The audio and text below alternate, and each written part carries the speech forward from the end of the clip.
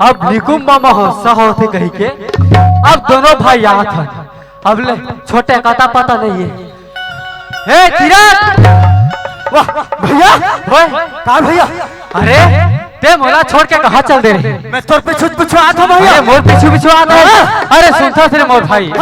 अरे वो धन्य है वो परमात्मा भाई, जिन हम लोग मानव तन में बना है। सही बात है भैया। वो धन्य है वो माता पिता, और धन्य है वो गुरुदेव, जिन 4 वेद 6 शास्त्र 18 पुराण ल पढ़ा के अरे अक्का जड़ मंच हमला सब भैया सुनता मोर भाई। अरे मंच में आए हमरो भाग्य ला धन्य है मोर भाई। हाँ भैया। अरे मंच में आके संत समाज के दर्शन ला पाए। सही बात है भैया। हमार किस्मत तर्ज ही भाई। हाँ ये काया तर्ज ही। तो एक बार संत समाज के 2000 जयकारा लगा दे ऐसे। हाँ ठीक है भैया। चल बोल संत समाज की बोल ममलेश्वरी मैया की। हो गया भैया सुनथास मोर भाई। हाँ अब चल अब बढ़ो आगू। हाँ भैया आगू जाबो नहीं। हाँ भैया ले चल ले चल। हाँ हाँ हाँ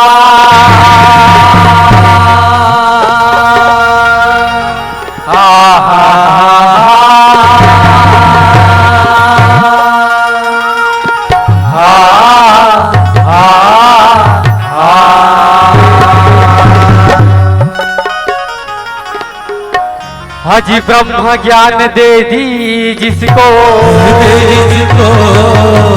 जिसने तुम्हारा ध्यान किया।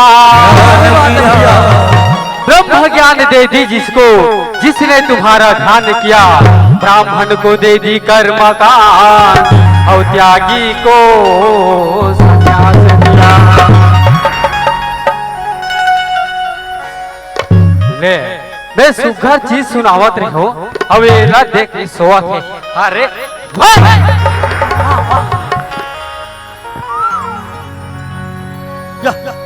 कैसे का हो गया? अरे सुखल भगवान की ओर बढ़त रहे मोर भाई। कटका मच्छर चाबत है। अच्छा अरे सुनथल।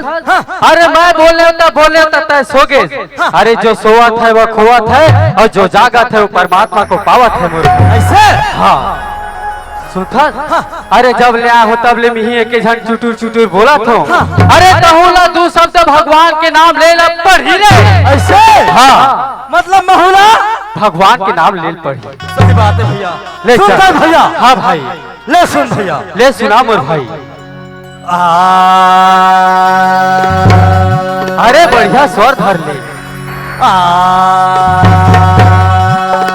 क्या बात है मोर भाई।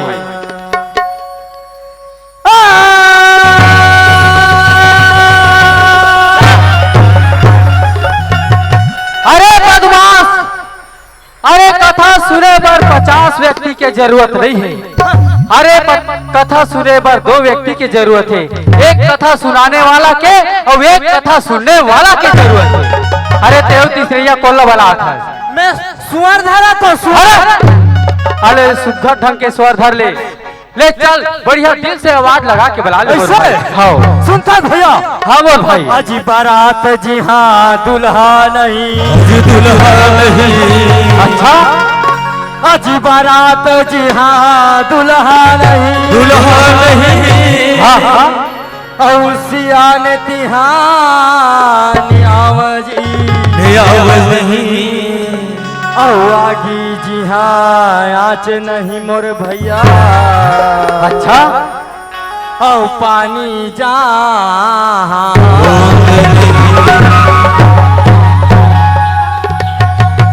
अब तो नहीं रखो। अरे क्या बोला था से भरे समाज में नहीं रखा। अरे आज तक हो गए मोर जिंदगी ला।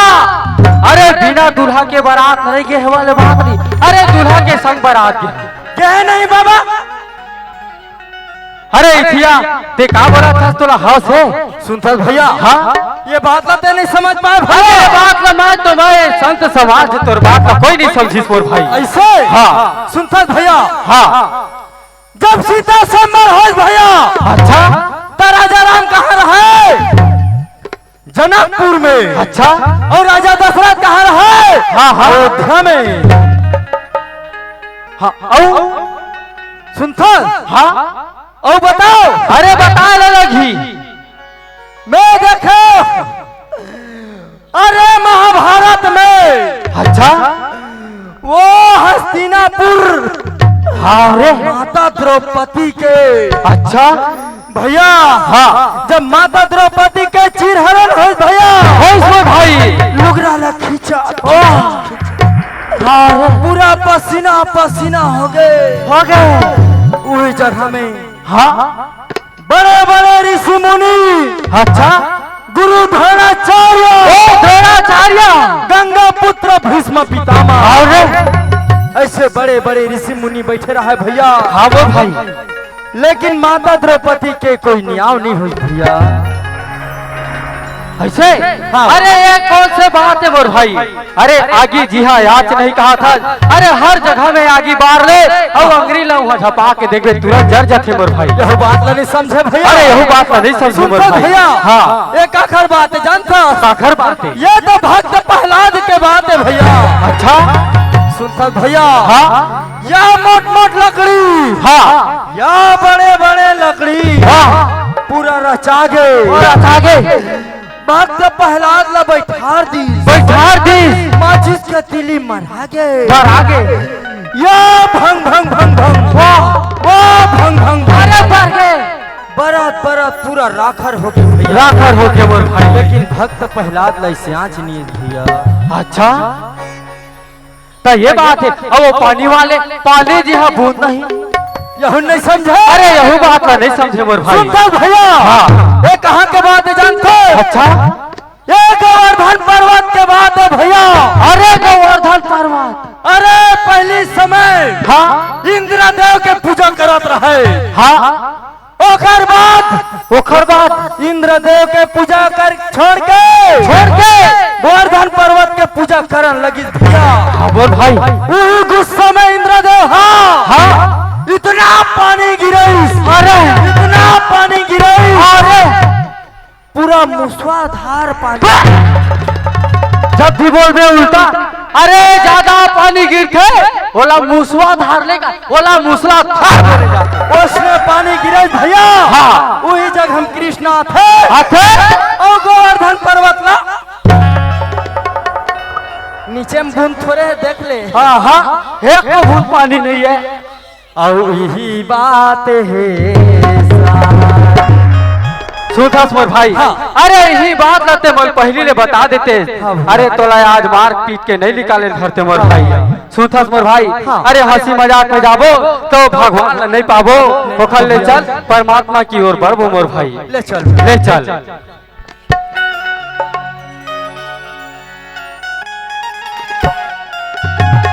यह है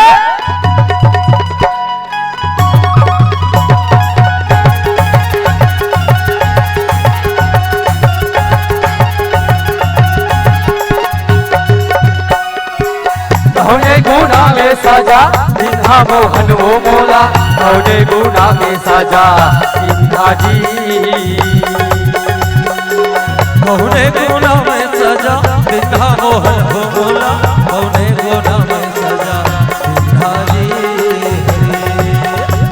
गुना में सजा सिंहा मोहन वो मोला कौने गुना में सजा सिंहा जी कौने गुना में सजा सिंहा मोहन वो मोला कौने गुना में सजा सिंहा जी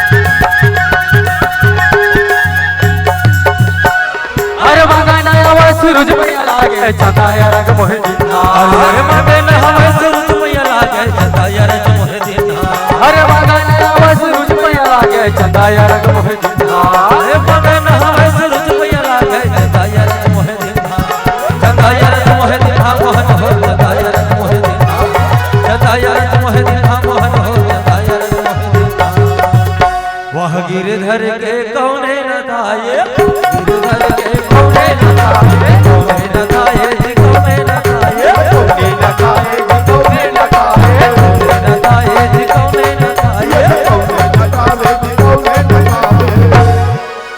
अजी कुआं जबला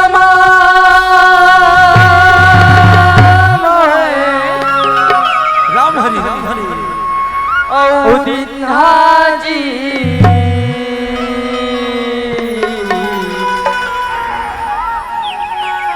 कुआं जबला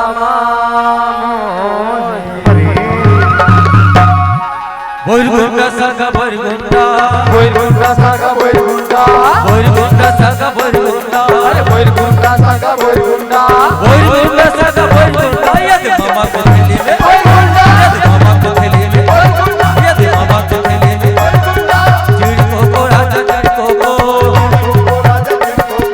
चिड़को को राजा चिड़को को चिड़को को राजा चिड़को को चिड़को को राजा चिड़को को नरिया बैले कुकड़ा नरिया बैले कुकड़ा नरिया बैले कुकड़ा नरिया बैले कुकड़ा अहो दिल मोहना दा सखी अहो दिल बसनाए यह दिल मोहना का भैया यह दिल बसनाए अहो दिल मोहना दा सखी अहो दिल बसनाए अहो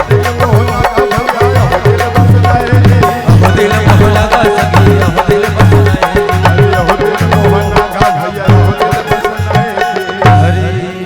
जय जोहार संगवारी हो। अगर आप मन ला हमार वीडियो पसंद ही तो वीडियो ला लाइक करो और चैनल ला सब्सक्राइब जरूर करो और हाँ बेल आइकन ला जरूर दबाओ ताकि हमार नवा अवैया वीडियो आप मन ला सबले पहले मिले।